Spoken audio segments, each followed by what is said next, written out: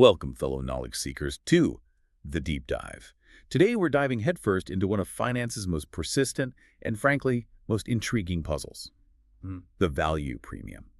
Imagine a scenario where, consistently over the long haul, the slow and steady tortoise of the investment world, think old-school, seemingly less exciting companies, manages to beat the high-flying, glamorous hare, those fast-growing, innovative firms. Yeah, that's basically it. That's essentially what the value premium describes. hmm Value stocks consistently outperforming growth stocks in the market over many decades.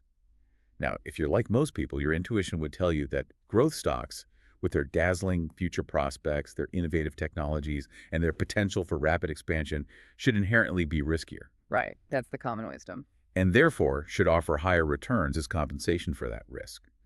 But the historical data tells a profoundly different story, a story where the seemingly less risky option actually delivers more. It truly flips conventional wisdom on its head. It's a genuine market anomaly, yeah. A robust empirical regularity that has kept economists and investors, well, guessing for decades. Right. We're talking about why seemingly less glamorous value stocks, those typically identified by metrics like a high book-to-market ratio, often established companies with significant tangible assets in place, have historically earned higher average returns than their more exciting, forward-looking growth counterparts, which often carry low book-to-market ratios. And this isn't just a blip. Oh, definitely not. This isn't a fleeting market fad. It's a deep-seated pattern. Okay, let's unpack this then. To truly grasp why this happens, we're taking a deep dive into a groundbreaking 2005 paper by Professor Lu Zhang, published in the Journal of Finance, titled The Value Premium. A really influential piece. Exactly. And this research isn't just another theory. It offers a compelling, rational, and surprisingly elegant explanation for this market puzzle, completely sidestepping behavioral economics. It proposes an explanation rooted firmly in the fundamental economic decisions firms make. Our mission today, really, is to explore how two fundamental economic forces, costly reversibility and a countercyclical price of risk, interact within a rigorous neoclassical framework. Okay. This framework not only provides a powerful explanation for the value premium, but also offers fresh directions for understanding risk and expected returns across the real economy. By the end of this deep dive, you're going to have, well, a shortcut to being truly well-informed on a topic that has baffled even seasoned financial professionals. All right, let's get into it. Let's start by ensuring we're all on the same page. We're all familiar with the value premium, this observed outperformance of those high book-to-market firms. But today, we're zeroing in on why that ratio and the underlying assets it represents is so central to this new rational explanation of risk. For those who might be newer to these terms, when we talk about value stocks, we're often looking at companies whose book value, essentially their assets minus liabilities on the balance sheet, is quite high relative to their market value. Correct. Often seen as cheap. They're often seen as cheap or undervalued by the market, yeah. That's right. And this isn't just some statistical quirk that pops up for a few years and then disappears. This phenomenon is a robust empirical regularity, deeply documented by influential researchers like Eugene Fama and Kenneth French in their foundational 1992 paper. The famous Fama-French paper. That's the one. They really brought it to the forefront of academic discussion. It has been observed over many decades, spanning diverse economic cycles and across various international markets. So it's persistent. Extremely persistent, which makes it an undeniable feature of financial data and one of the most studied phenomena in asset pricing. Think of value stocks as often representing mature, sometimes, struggling, or simply out-of-favor companies with a lot of tangible, often physical assets. Like factories and machinery. Exactly. Imagine an old manufacturing plant, a legacy retail chain with extensive real estate, or a traditional energy company. Their assets might be substantial, but their market valuation reflects skepticism about their future growth. Now, here's where it gets counterintuitive, and quite frankly, a bit of a mind bender. What does common sense or conventional financial wisdom typically tell us about the fundamental relationship between risk and return? Well, the basic idea is more risk, more return. Usually, the bedrock principle is that if you take on higher risk, you should expect to be compensated with higher returns. It's the basic reward for bearing uncertainty. So following that fundamental logic, what kind of companies would conventionally be considered riskier in the stock market and thus theoretically should offer higher expected returns? Precisely. According to conventional wisdom, growth stocks, which derive much of their market value from growth options, meaning future opportunities, potential innovations, and anticipated expansion rather than their existing established assets, should inherently be the riskier investment. Because the future is uncertain. Exactly. These companies are perceived as highly dependent on uncertain future economic conditions, unpredictable market trends, and their ability to successfully execute often unproven innovative ideas. Their value is often seen as implicitly leveraged on existing assets. Meaning small changes have big impacts. Right. Small changes in their future prospects or even shifts in market sentiment can have a disproportionately large impact on their valuations. They're betting heavily on the future, and the future is, by definition, uncertain. And the textbooks back this up. Oh, yes. The academic literature and even corporate finance textbooks have historically supported this view. The paper we're discussing explicitly cites well-established perspectives on this. For instance, Greenblatt and Titman, a widely used corporate finance textbook, contends that growth opportunities are usually the source of high betas. Beta being market risk. Correct. Systematic risk. It continues. Because growth options tend to be most valuable in good times and have implicit leverage, which tends to increase beta, they contain a great deal of systematic risk. Makes sense. Similarly, earlier theoretical work, even by one of the co-authors of this very paper, Gomes, Coben, and Zhang, also predicted that growth options would always be riskier than assets in place.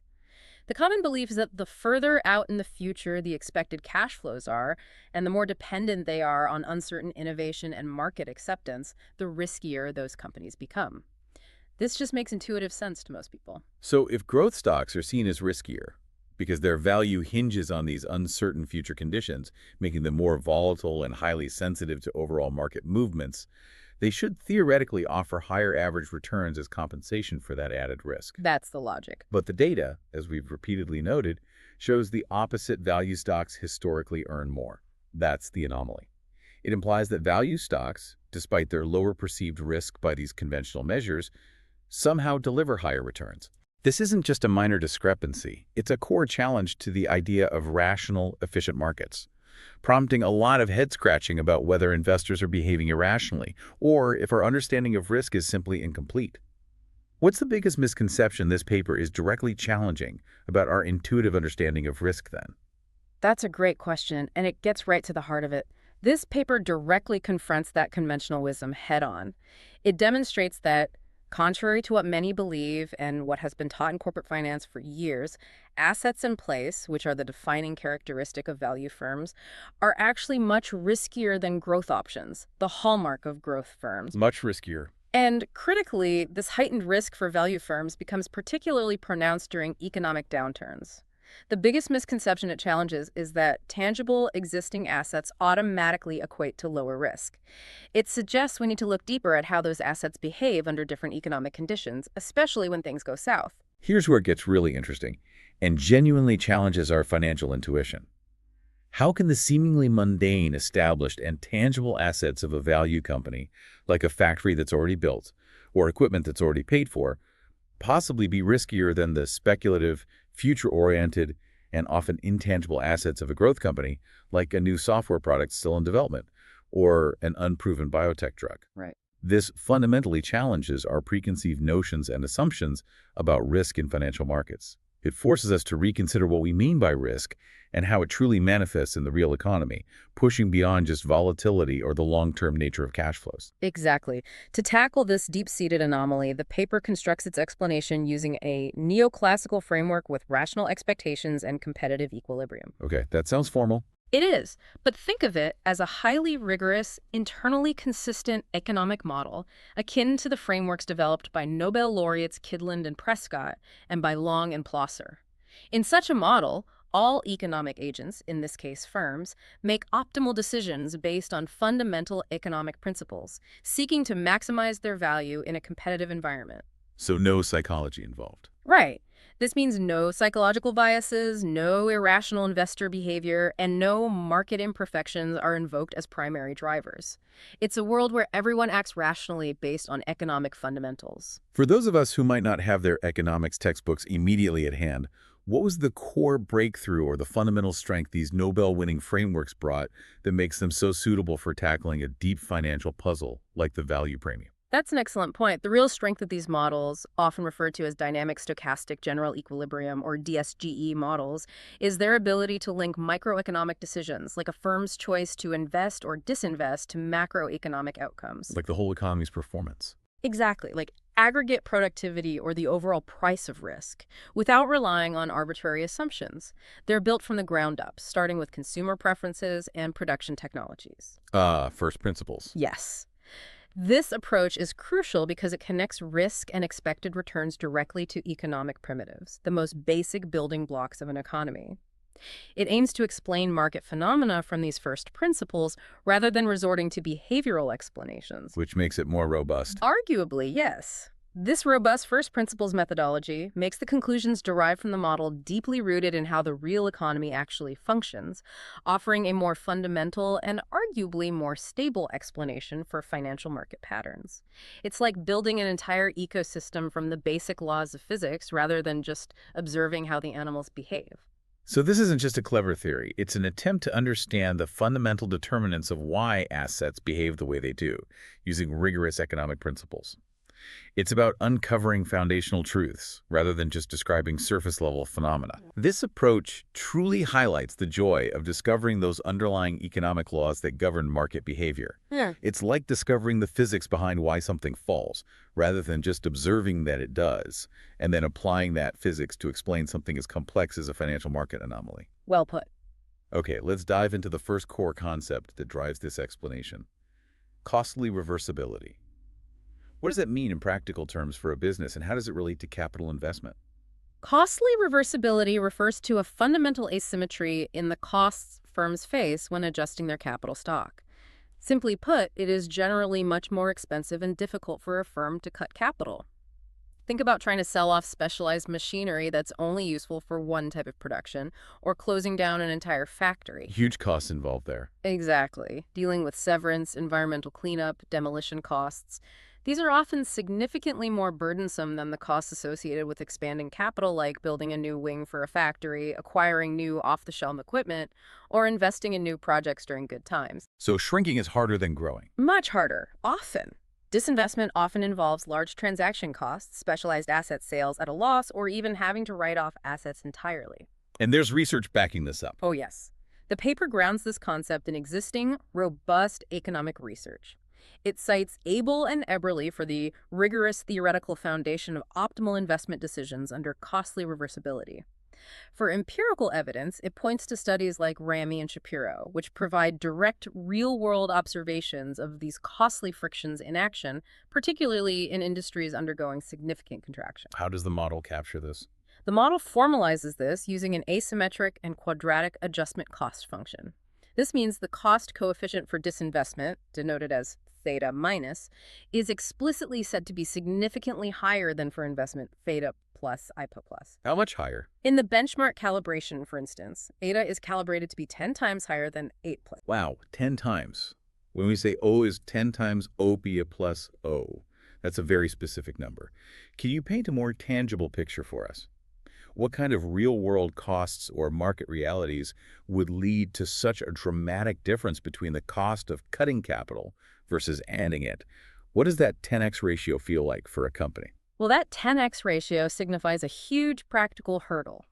Imagine a company like a major automobile manufacturer. To expand production, they might build a new assembly line, buy robots, hire more workers. While there are costs, plus, it's a relatively straightforward process with readily available technology and labor. Okay, sounds manageable. But if they need to contract production significantly due to a downturn, they face OBS, which is 10 times larger. They might have to shut down an entire plant. Think about that. That means massive severance packages for thousands of employees, potentially huge environmental remediation costs for the site. And the equipment. Right. The specialized machinery likely has little resale value, and the land might need to be repurposed. They might even face legal battles or community backlash. It's an enormous, sticky, and often irreversible decision with profound financial and social consequences. Compared to, say, a tech company. Exactly. Contrast that with a software company. Expanding might mean hiring more developers and leasing more server space. Contracting might mean letting go of some staff and reducing cloud services. While still painful for the people involved, the capital itself, the code, the servers, is much more reversible, much less physically sticky. Their ROT would be much closer to their EP plus thus. That 10x differential is meant to capture that profound difference between liquid, easily adjustable capital and highly specialized, fixed, and irreversible capital. Got it. So what does this all mean for our value and growth firms then?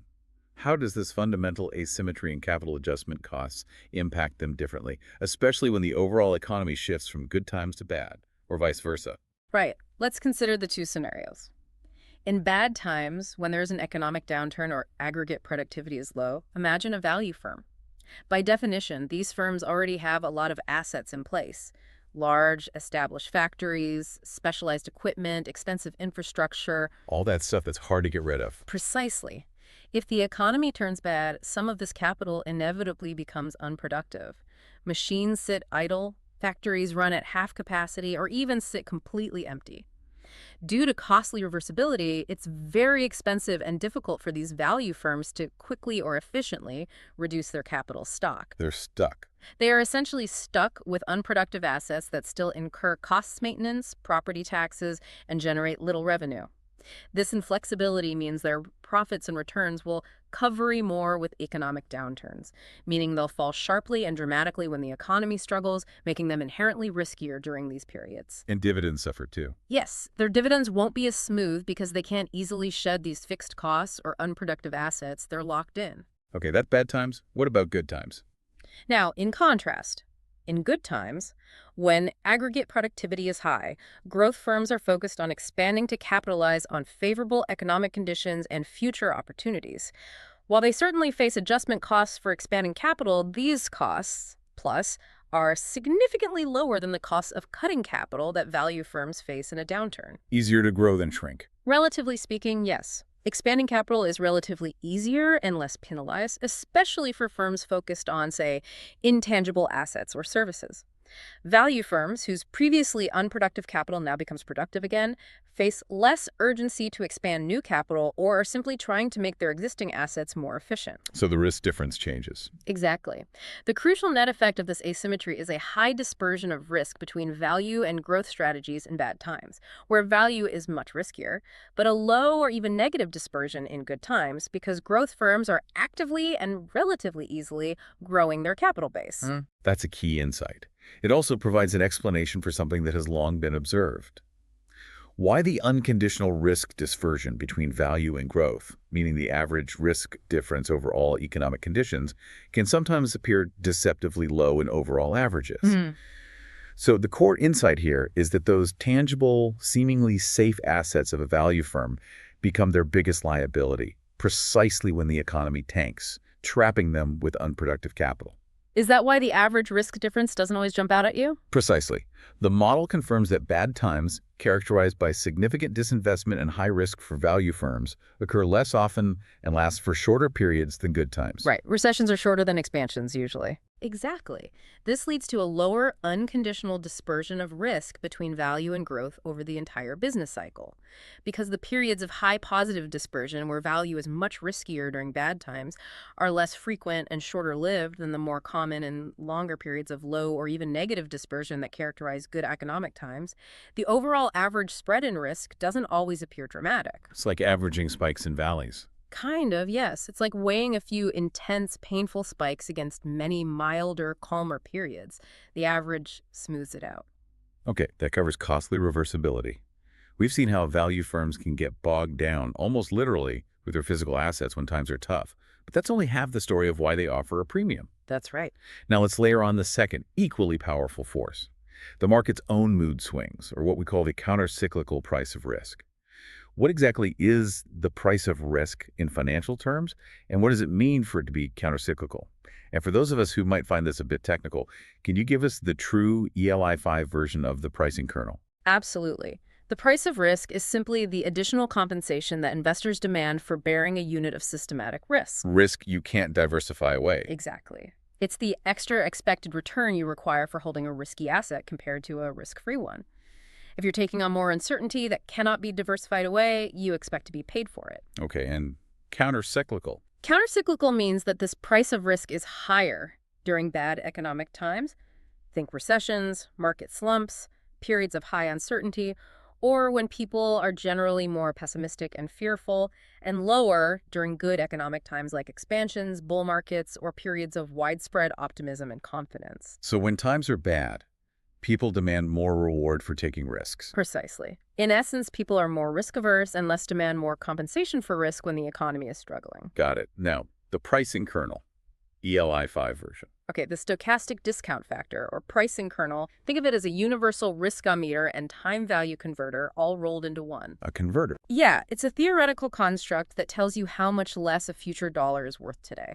But crucially, it factors in both the time until you get it and how uncertain getting that dollar is.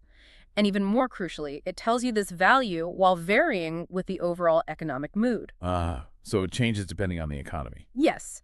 When the economy is bad and investors are scared, the pricing kernel gives less weight to future risky cash flows. It discounts them much more heavily. It basically says a risky dollar tomorrow is worth way less to me today because things are tough. When the economy is good, it's more forgiving, discounts less heavily. And the model uses this. Yes, the model captures this by directly parameterizing this factor. The paper shows that the discount rate applied to future cash flows is indeed higher in bad times. The parameter 1, gamma 1, in the model, which governs this time variation, is set to a significant negative value, specifically negative 1,000 in the benchmark calibration. Minus 1,000. That sounds big. It is. This large negative value powerfully reflects this strong countercyclicality. And this isn't just a theoretical assumption pulled out of thin air.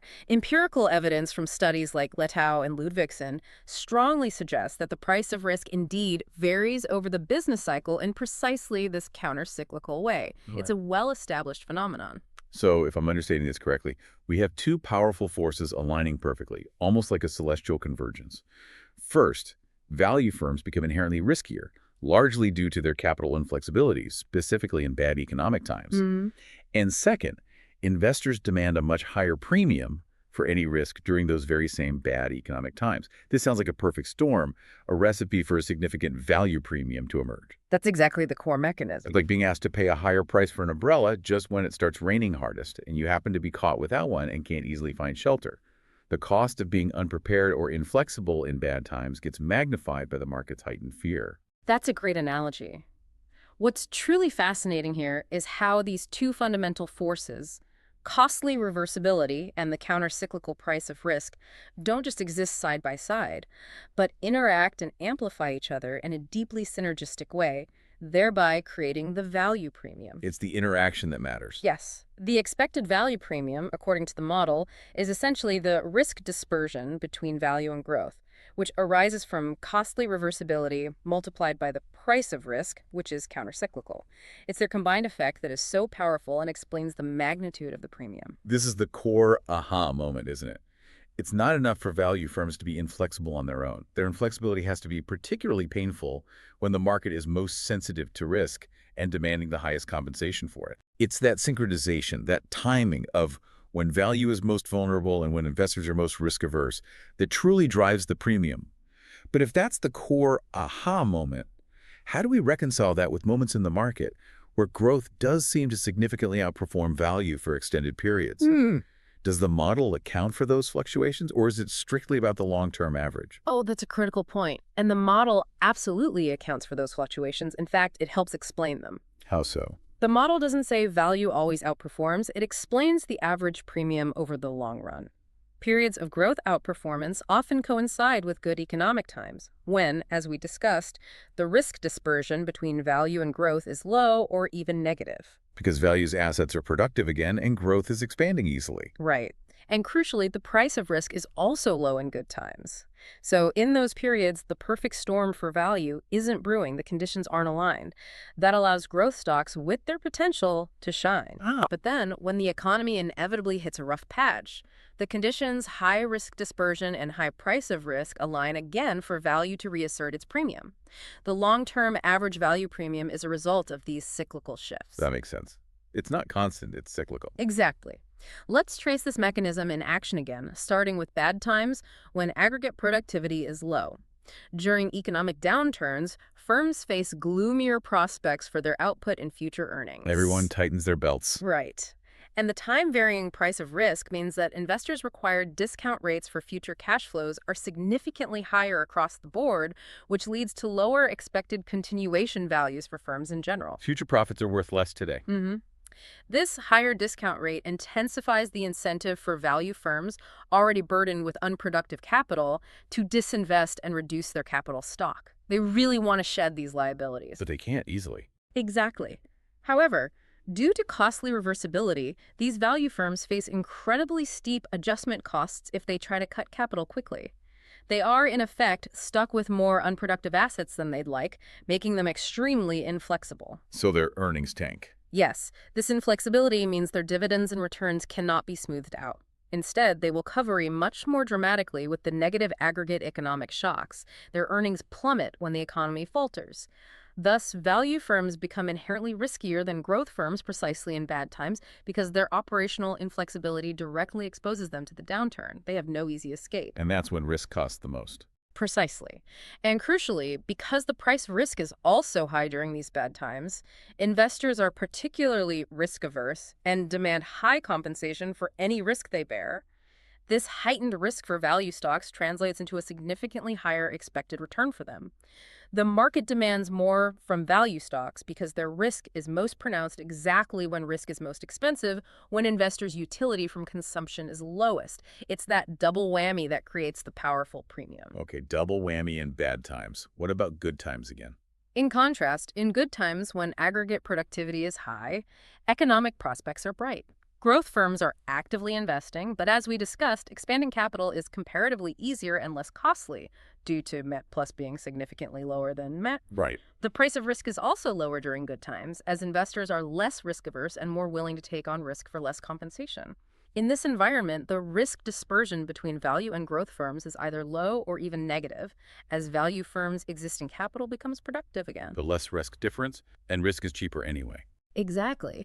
This reduction in risk disparity, coupled with a lower price of risk, naturally reduces the expected return premium for value stocks. The two forces just don't align to create a large premium, often leading to periods where growth strategies might even lead. The beauty of this paper and what makes it truly compelling is that it doesn't just offer an elegant theory. It builds a full-fledged economic model and then simulates market behavior based on that model. Yes, the simulation is key. It then rigorously compares those simulations to real-world historical data, effectively testing its own hypothesis against the messy reality of markets. Right. This moves it beyond pure conjecture. Exactly. Let's look at some of the model's results presented in the paper, which are quite striking. Table 3 in the paper is particularly illuminating. It shows that the benchmark model, which incorporates both costly reversibility, meaning asymmetric adjustment costs, with our S+ ratio of 10 that we discussed, and a countercyclical price of risk, characterized by our Argawa-Enkels 1,000, generates an annualized HML return, that's the high minus low portfolio, a common proxy for the value premium of 4.87%.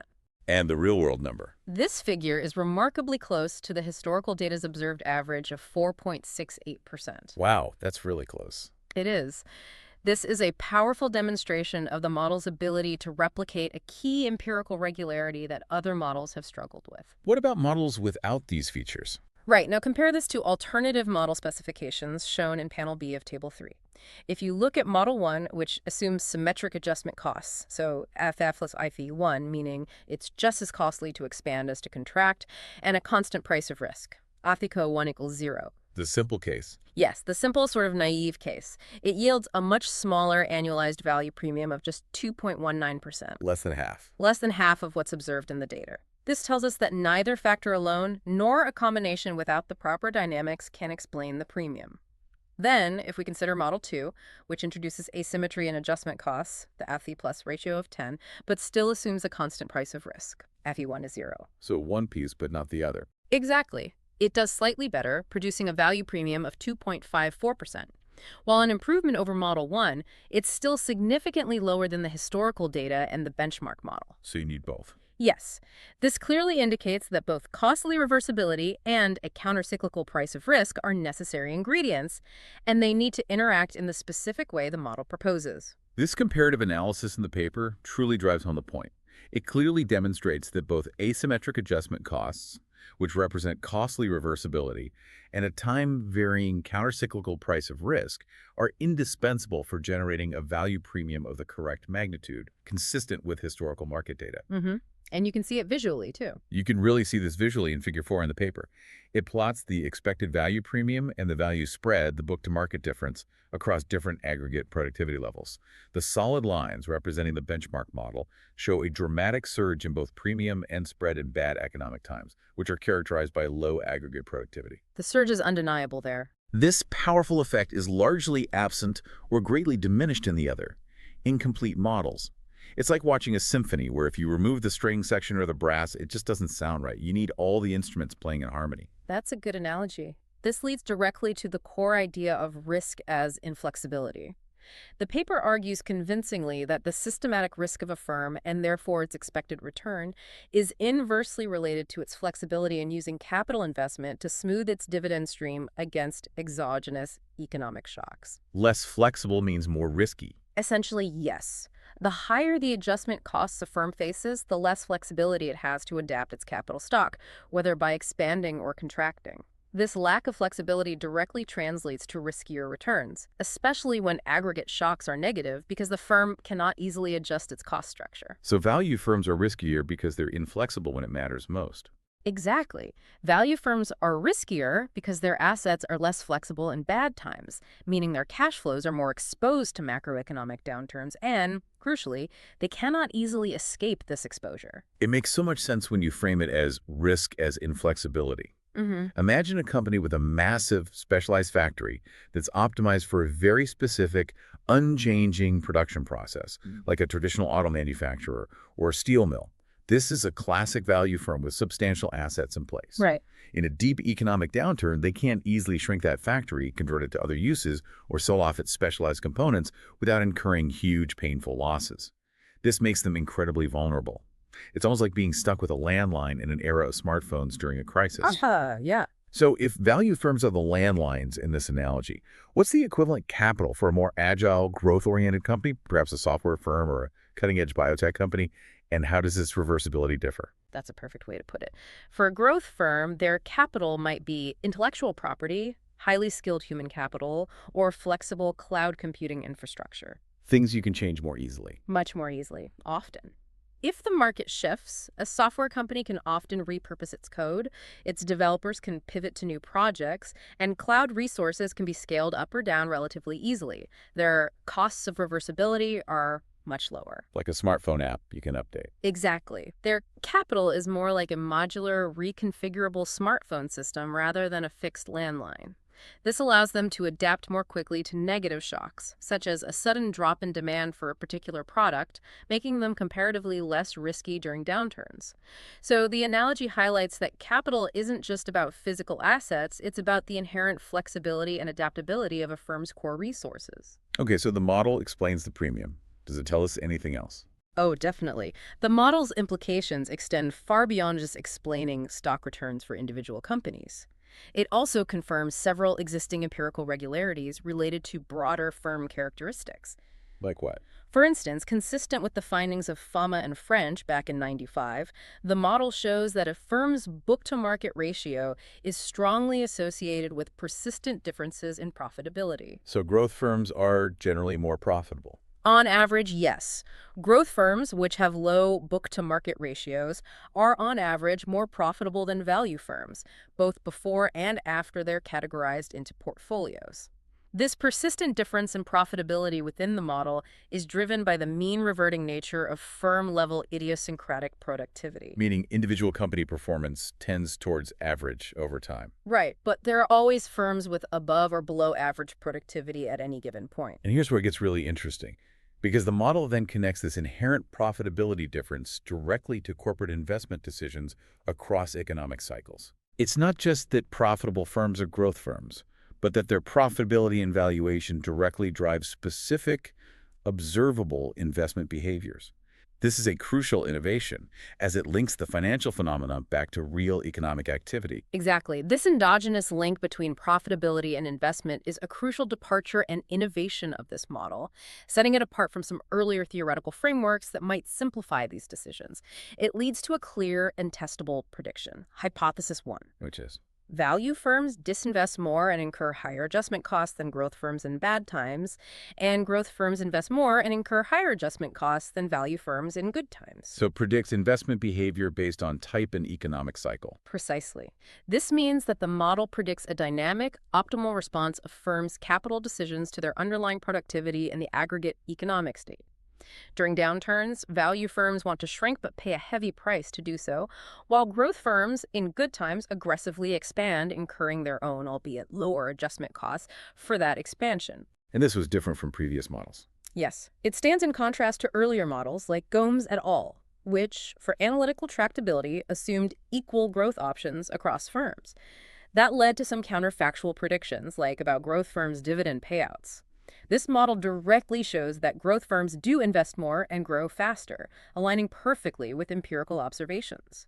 Figure 3 in the paper vividly illustrates this, showing how adjustment costs and investment rates vary between value and growth firms in good versus bad times. So these insights aren't just about understanding historical anomalies. They can also help investors strategize in real time. Right. The paper explores style timing, predicting when value stocks might outperform growth stocks. Right. Which is incredibly useful, actionable information for anyone managing a portfolio. Yes, absolutely. The model predicts that the value spread, which is the difference in log book-to-market ratios between high and low book-to-market portfolios, is a powerful predictor of future value premium (HML) returns, especially at annual frequencies. So when value looks really cheap relative to growth. Exactly. When the value spread is wide, the model suggests higher future value premiums are coming.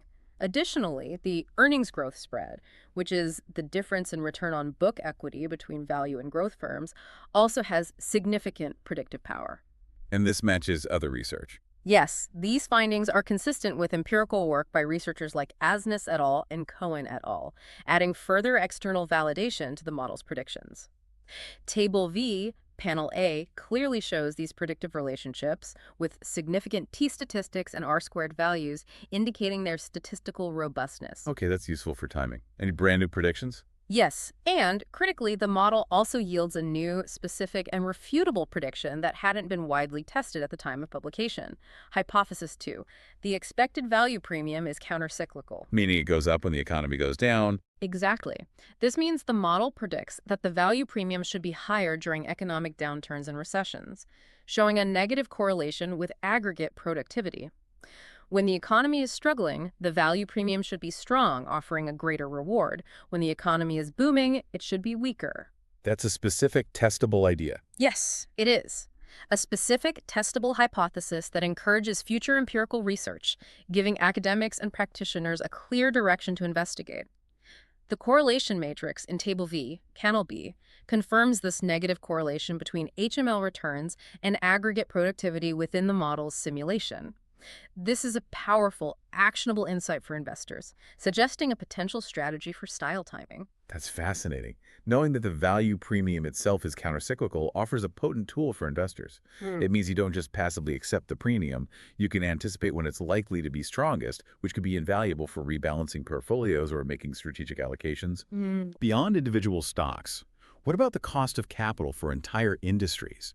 How do these dynamics, driven by costly reversibility and the countercyclical price of risk, play out at an aggregated level, impacting an industry's overall investment and growth? The model has direct and significant implications for industry-level capital costs, moving from individual firms to broader sectors. It predicts, Hypothesis 4, the industry cost of capital increases with the industry book-to-market ratio and with the value spread within the industry. So an industry full of value-like firms has a higher cost of capital. Essentially, yes. If an industry has, on average, a high book-to-market ratio, meaning it's composed more of value-like firms with significant tangible assets and perhaps slower growth prospects, or if there's a wide value spread among its constituent firms, it signals a higher expected future return or cost of capital for that entire industry. Does this match reality? Yes, this is consistent with findings by Kothari and Schenken and Pontiff and Schall, who also found a link between book-to-market and expected returns at a more aggregated market level. This suggests that the same underlying risk factors influencing individual stocks scale up to affect entire sectors, providing a comprehensive framework for understanding industry dynamics. Table 6, Panel A, shows this positive predictive relationship for industry returns in the model. Okay. Any other industry predictions? Furthermore, the model yields an even more nuanced and sophisticated prediction related to industry-level dynamics. Hypothesis 5.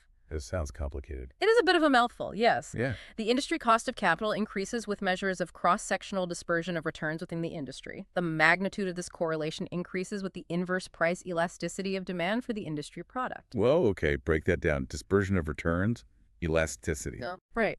Dispersion of returns just means how spread out the returns are for individual stocks within that industry. Inverse price elasticity of demand means, well, if demand is very inelastic, meaning price changes dramatically with small output changes, like for essential utilities or certain pharmaceuticals, then that inverse elasticity is high. So inelastic demand amplifies the effect. Precisely. This sophisticated equilibrium effect implies that even seemingly idiosyncratic risk, firm-specific risk, like the average stock return variance within an industry, can affect overall industry systematic risk and expected returns if demand is inelastic. Let's really unpack Hypothesis 5, because that connection between idiosyncratic risk of basically firm-specific wobbles and overall industry systematic risk, especially with inelastic demand, is a sophisticated idea. Can you give us a vivid real-world example? Imagine an industry like essential pharmaceuticals, where demand is very inelastic. How might a string of individual patent failures or R&D setbacks at a few key firms ripple through and elevate the systematic risk for the entire pharma sector,